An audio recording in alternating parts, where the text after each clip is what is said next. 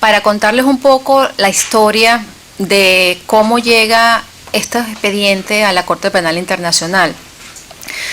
Desde que llegó el presidente Chávez, fallecido, y comenzaron los primeros casos de torturas. No sé si muchos recuerdan que los primeros torturados del gobierno venezolano fueron sus propios compañeros, ¿no? Los propios compañeros del presidente Chávez, los militares, fueron los primeros torturados. Y siempre he dicho que esto fue justamente para él demostrarle a esa Fuerza Armada que él era capaz de torturar a sus compañeros para de alguna forma desmantelar la estructura institucional de la Fuerza Armada, esa que hoy estamos viendo, que funciona como un brazo y una herramienta del Ejecutivo venezolano, ¿no? A raíz de los primeros torturados comenzó el trabajo de las organizaciones de derechos humanos que estábamos trabajando en aquel entonces para recopilar esas manifestaciones de los propios torturados. Y ese fue mi trabajo durante muchos años. Hasta el 2012 yo visitaba las cárceles donde estaban los presos que habían sido torturados, militares y civiles, estudiantes, mujeres, hombres, y les pedía que me escribieran de su puño y letra lo que le habían hecho.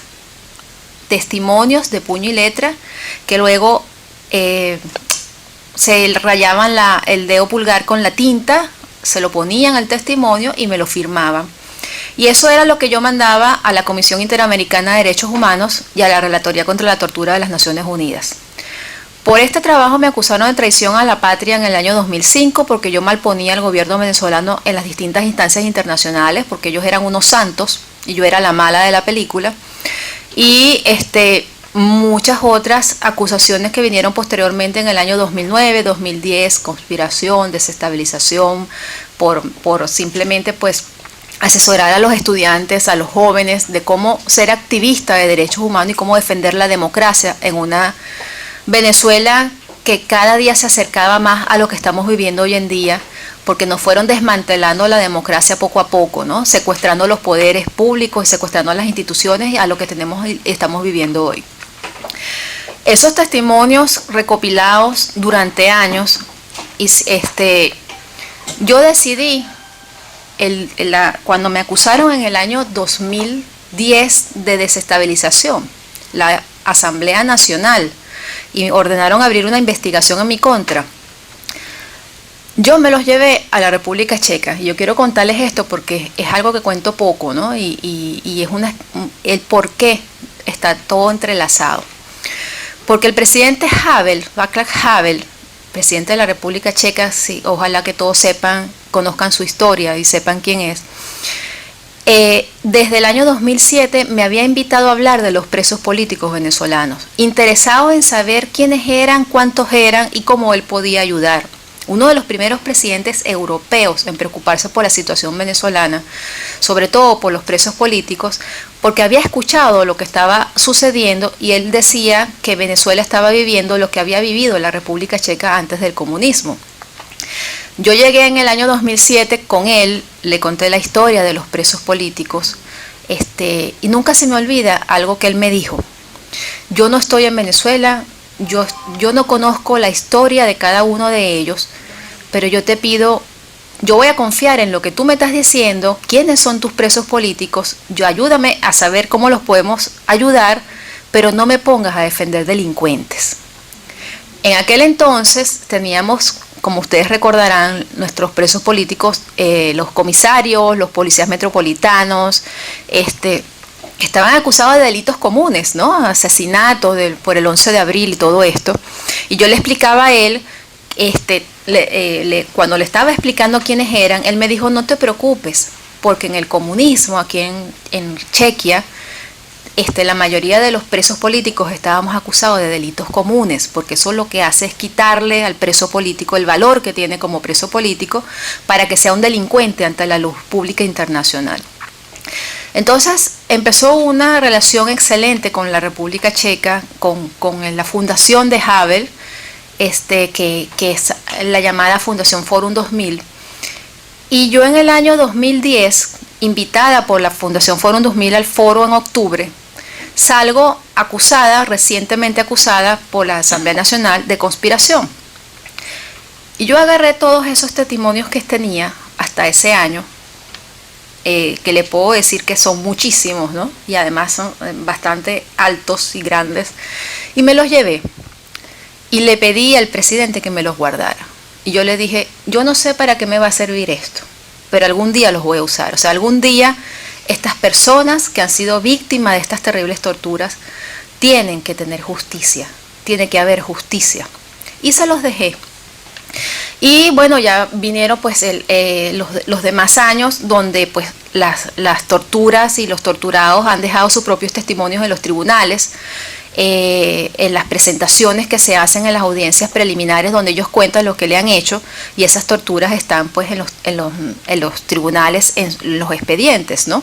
Que son pues los que se han usado para la denuncia.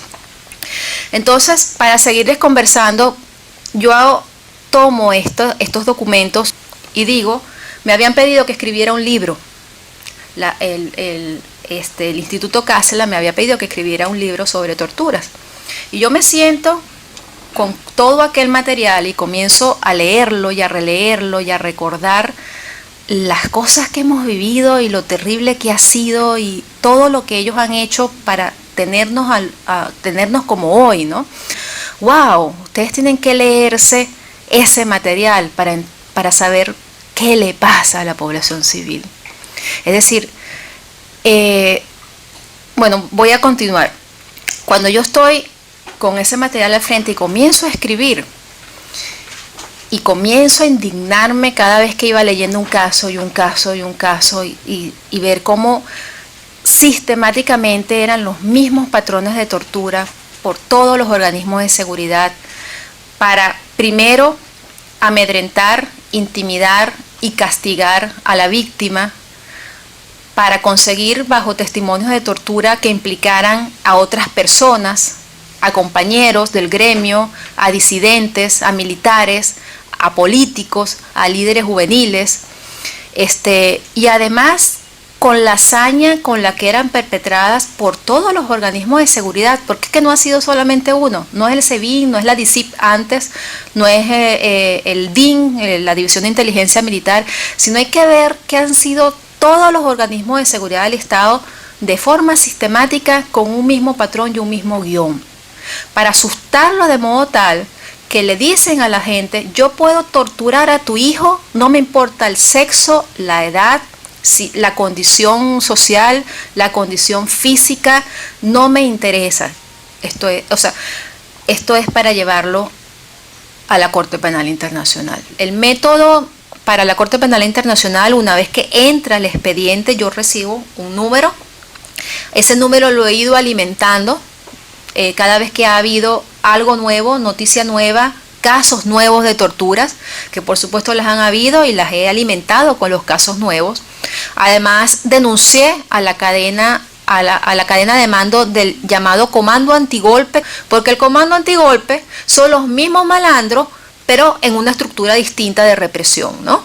Con los mismos nombres. Entonces yo lo que le demuestro a la Corte Penal Internacional es que quiénes son la nueva cadena de mando y dónde están ubicados en mi denuncia caso por caso, porque no hay dudas de las torturas. Si bien pueden haber como dudas de las detenciones arbitrarias que no forman parte del Estatuto de Roma, pueden haber muchas dudas porque el gobierno venezolano tiene pues a un grupo viajando por todo el mundo, que es el llamado grupo de las guarimbas o contra las guarimbas, que han financiado para viajar a todo el mundo, porque es impresionante que donde yo llego ya ellos ya han pasado por ahí, para decir que la violencia provino de la oposición venezolana y que quienes mataron fuimos nosotros y todo lo demás, ¿no? Pero contra los testimonios de tortura y de las víctimas que están dispuestas al día de hoy de atestiguar, no hay vuelta atrás. Y yo creo que vamos a tener justicia en esos casos.